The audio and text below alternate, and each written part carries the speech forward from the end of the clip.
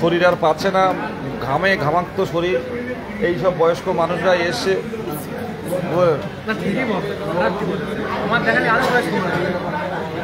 বয়স কেমন? তার বেশি বয়স না, এবার তো দেখে মনে হচ্ছে আমারও বয়স হয়েছে। যাই হোক, সবাই আছে দাঁড়িয়ে, দেখতে পাচ্ছেন। আমাদের এখনো পর্যন্ত ছাড়িনি, আমরা বসে আছি,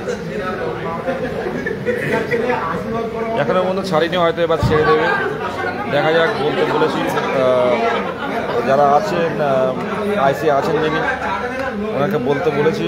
শরীর মাথা ভার হয়ে আছে আমাদের। দেখতে পাচ্ছেন শ্রমিক বসে আছে।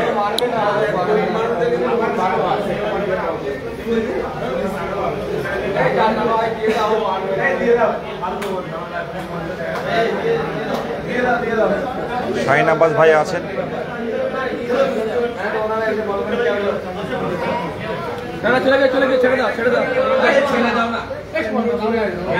এবার কিছু বলো। প্রত্যেকে আসুন, এত ভেঙে দিতে চলবে না।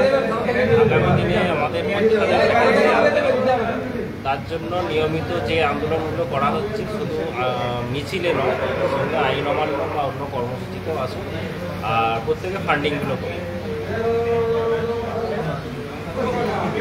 একদমই তাই, প্রত্যেকের লড়াইগুলো। আর বাড়িতে এসির ভিতরে বসে থাকো, হ্যাঁ, এসির ভিতরে বসে থাকো। আর এই দেখো এই অবস্থা, খাওয়া না দাওয়া না, 5টা 11 বাজে, আমারও 29 স্কোর আছে আমার। এই অবস্থা, এসি চালিয়ে বসে থাকো বাড়ির। অ্যাকচুয়ালি রাগের কারণ আছে, 30 দিন রোজা থেকেছে, শরীর এমনি দুর্বল। ভালো করে ভাবুন, 30টা রোজা থেকে শরীর দুর্বল, সেই অবস্থায় তার 29 স্কোর। সে ইন্টারভিউ গেলে চাকরি, ওবিসি এ, তবু কেন আসছে? প্রত্যেকটা আন্দোলনে আসে। দেখুন আমাদের ভাই, যতদিন আমরা নিজেরা ইউনাইটেড না হতে পারছি, আমাদের এরকমভাবেই চলবে। দিন, বছর, মাস সব পার হয়ে যাবে, বাড়িতে পড়ে থাকবে। এবার 26,000 নিয়ে পড়বে। এরপরে 26,000 নিয়েই আন্দোলন চলবে। ওদেরই চাকরি টাকরি কীভাবে দেবে গভর্নমেন্ট, এটা নিয়েই ভাববে। আমাদের ধামাচাপা পড়ে যাচ্ছে। এখনও সময় আছে, 7 তারিখে আসো, আর গ্রুপ, জেলা ওয়াইজ যে গ্রুপ আছে সেখানে আলোচনা হবে। যে ওবিসি সমস্যা দেখাচ্ছে, সেই ওবিসি সমস্যা তো মিলছে না, মুখ্যমন্ত্রী দেখাচ্ছেন।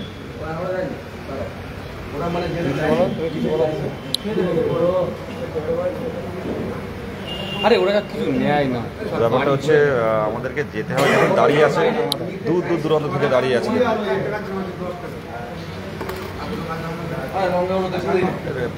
সবার সামনে ধরো হাতে, আমি জুতোটা পরে নিই। জুতো বাইরে এখন পড়তে হবে না তোমার।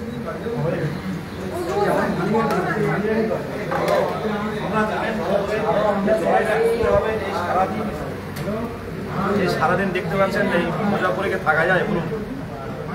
এই করে খুলে আমরা ছিলাম, এখন বুঝছি। কারণ হচ্ছে অনেক দূরের পথ, সেই সুন্দরবনে যেতে হবে। এখন আবার বাড়িতে যাওয়া সম্ভব? বিধাননগর পূর্ব থানা কিন্তু ছেড়ে দিয়ে চলে, আমরা দেখতে পাচ্ছি। তো এখন আমাদের যেতে হবে। বসে আছে প্রত্যেকের উদ্দেশ্যে বলছি যে ডান হাত, বাম হাত আর অজুহাত, এই অজুহাত যতদিন না পর্যন্ত আমরা ডিকশনারি থেকে বাইরে বের করতে পারছেন, ততদিন পড়ে থাকতে হবে। আজকে বাঁকুড়া থেকে, উত্তর দিনাজপুর থেকেও এসছে আজকে, তাই না বলো? আদিত্য চলে এলো, প্রতিবন্ধ। লজ্জা লাগে না? লজ্জা লাগা দরকার। এবং লজ্জার ব্যাপার থাকবে বলে চলছিল। আদিত্য যাওয়ার আগে আমার একটা কথা বলে গেল, আমি মিথ্যা বলবো না, ভ্যাকান্সি আসবে তো দাদা। এই দেখো, ওরা এমনি ওদের ধরেনি পুলিশ, এখানে এসে বলছে আমাদের সাথে থাকবে। না, বেরিয়ে যাও, বাড়ি চলে যাও। তা যাওয়ার আগে পুলিশ তো দাঁড়িয়ে আছে, আমার কানে কানে এসে বললো, দাদা ভ্যাকান্সি ভালো থাকবে তো? সেই যে মুখের এক্সপ্রেশনটা আর কথাটা আমার কানে বাজছে, তাই লড়াইটা আবার খুব দ্রুতভাবে আসবে। ওরা একটা ভ্যাকান্সি দরকার, ওর একটা ভ্যাকান্সি, ও প্রতিবন্ধী, ও চাকরি পেয়ে যাবে। আর আপনারা যারা 25-26 স্কোর নিয়ে ভাবছেন যে আমার চাকরিটা কনফার্ম, ভুল করবেন। আর আপনারা অনেকে ভাবেন যে সরকারের বিরুদ্ধে আন্দোলন করলে চাকরি হবে না।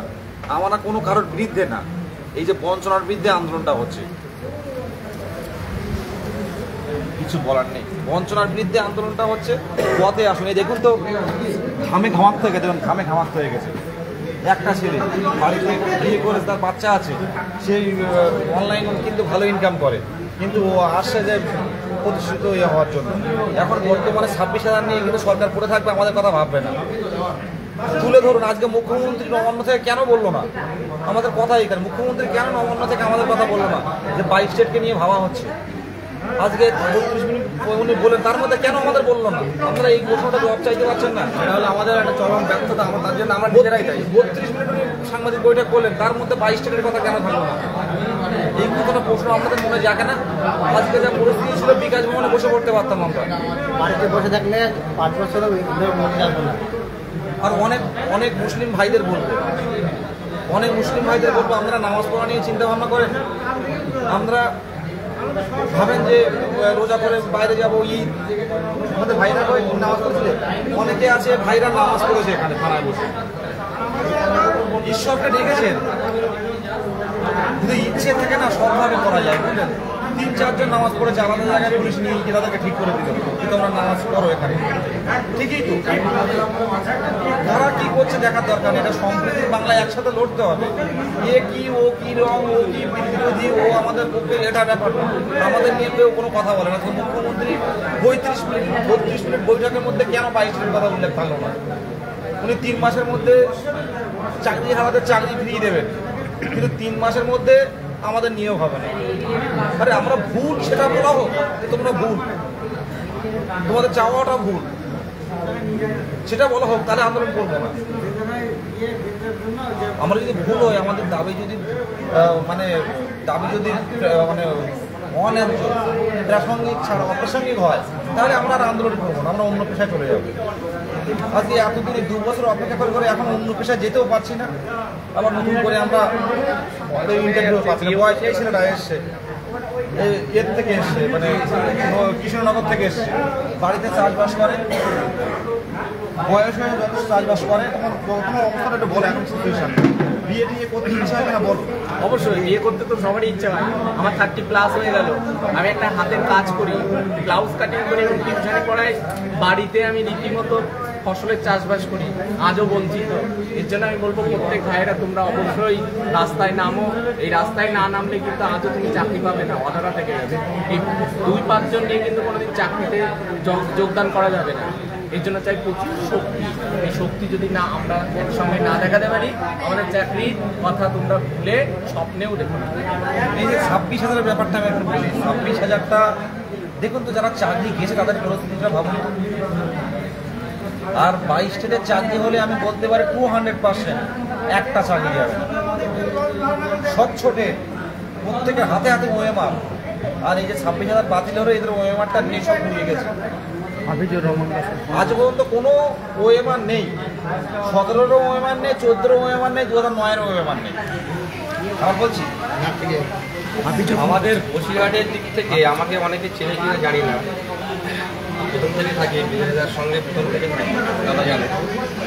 আমার চেনা পরিচিত অনেক ক্যান্ডিডেট 22 স্টেট পাস করে আছে,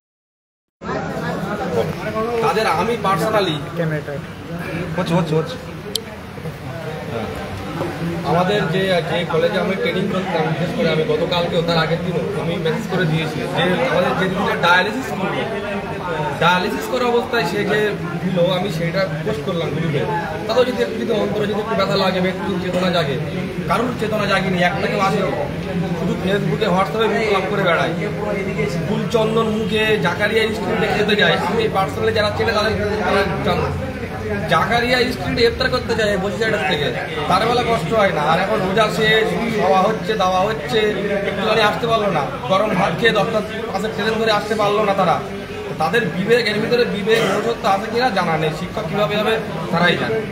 এটুকুই বলা, যতদিন না নিজের ভালো না বুঝবে হবে না।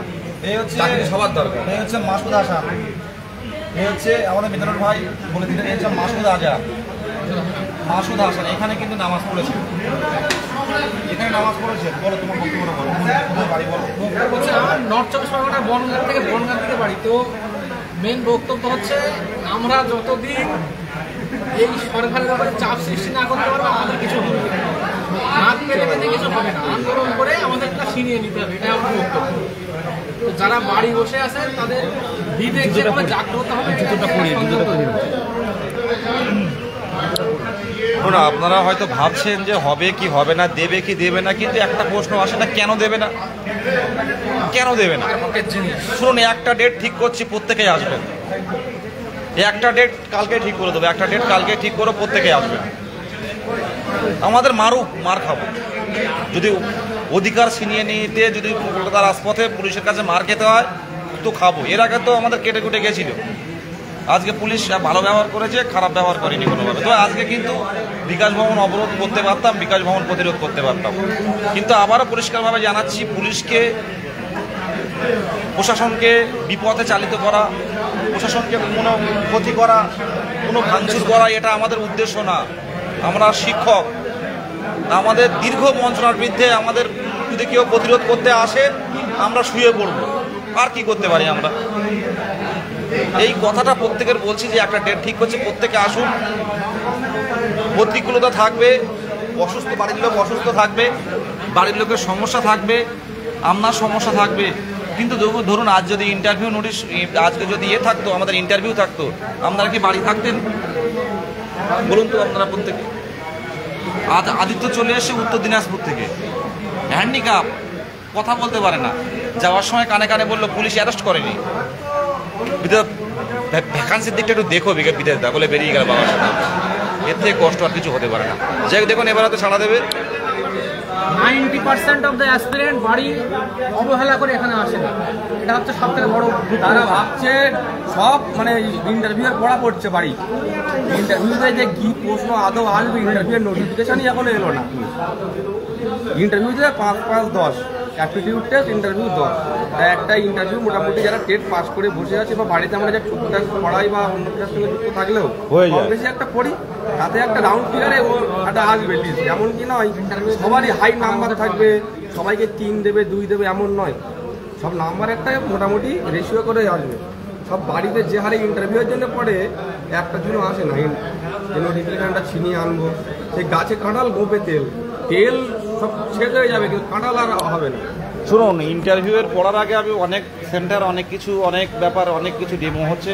পরিষ্কারভাবে বলছি, আমার ব্যক্তিগতভাবে যেটুকু মনে হয় যে আপনি শিক্ষক হবেন, শিক্ষকের মিনিংটা আগে বুঝুন। শিক্ষক মানে শুধু বই দেখে পড়িয়ে আসা নয়। শিক্ষক মানে যে চেতনা আনবে, চেতনা আনতে হবে। শিক্ষার্থীদের মধ্যে সামাজিক মূল্যবোধ, সামাজিক বিকাশ, এগুলো তুলে ধরতে হবে, তাহলে তো প্রকৃত শিক্ষা হবে। কিন্তু আজকে আমরা নিজেরাই যদি আমরা অধিকার, দীর্ঘদিনের বঞ্চনার বিরুদ্ধে রুখে না দাঁড়াতে পারি, তাহলে আমরা বাচ্চাদের কীভাবে শিক্ষা দেবো? নিজেরাই নিজেদের কাছে অপরাধী। আমাদের ছেড়ে দিল।